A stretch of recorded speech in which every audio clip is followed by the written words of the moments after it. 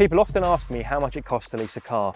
Well, typically it can be anywhere from £100 to £1,000 a month, but it's a bit more complicated than that. So in this video, I'll explain leasing costs in more detail so you can grab yourself a great deal.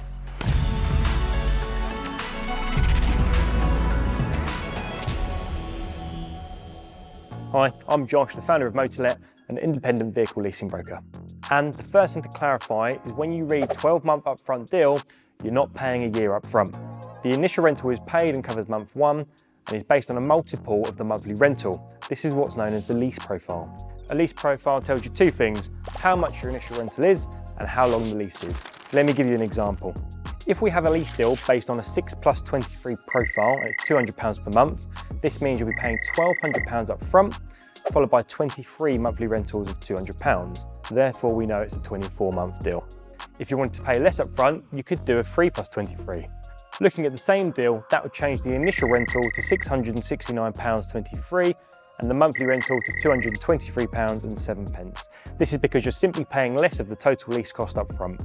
With some leasing companies, there's no limit to how much you can pay up front, and you can pay as little as 1 month up front. As for fees, most brokers charge a fee for their services, usually known as a document or admin fee, and they can vary from anywhere from around mid-200s up to nearly £1,000, so always check the small print or just ask. As for most leases, the initial rental isn't payable until 10 to 14 days after delivery. So if you want to keep your upfront costs as low as possible, you could order your lease car on a 1+. It'll be a bit more per month but minimal upfront, and it will pretty much equate to the same cost overall. Okay, so now we've covered upfront costs. What's included with a lease? Well, road tax is covered for the duration.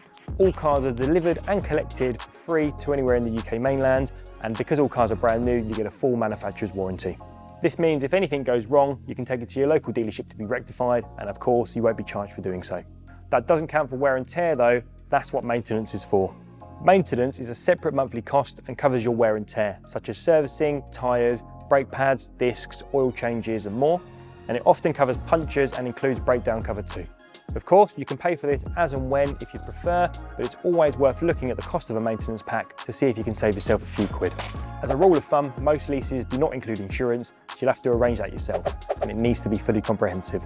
Then you've got popular add-ons like gap insurance, which covers shortfalls if your lease is stolen or written off, and smart protection, which covers cosmetic damage like scuffs, scratches, dents and stone chips. You can also include alloy cover too. In terms of mileage, you've got an allowance for the duration of your lease, and no, you don't have to drive the exact amount of miles each year. Obviously, the more miles you add, the more you pay, but if you're unsure, it's always worth going for a lower mileage and increasing your mileage mid-lease, because in most cases you can't decrease your mileage. If you do end up going over, you'll simply pay an excess mileage charge per mile, which is set from the start of your contract, so you'll know exactly how much it will be. And the same goes for damage, which is why smart protection is so popular. If you do damage your car past fair wear and tear, you might be charged for the repairs. In terms of customization, if you're ordering a car to be built, you can do what you like to it. Most of the time, you can just divide the cost of the extra over your lease profile. Going back to our deal earlier on a 6+23, if the extra is £500, it'll add £17.24 per month and £103.45 up front. However, some extras actually help the residual value of a car, which is how much it will be worth at the end of your lease. If that's the case, you'll only pay for a part of the cost of that extra. I hope this video has helped shed a little light on what can be a particularly complicated topic. If you need more help or you've got any questions, get in touch with me or comment below.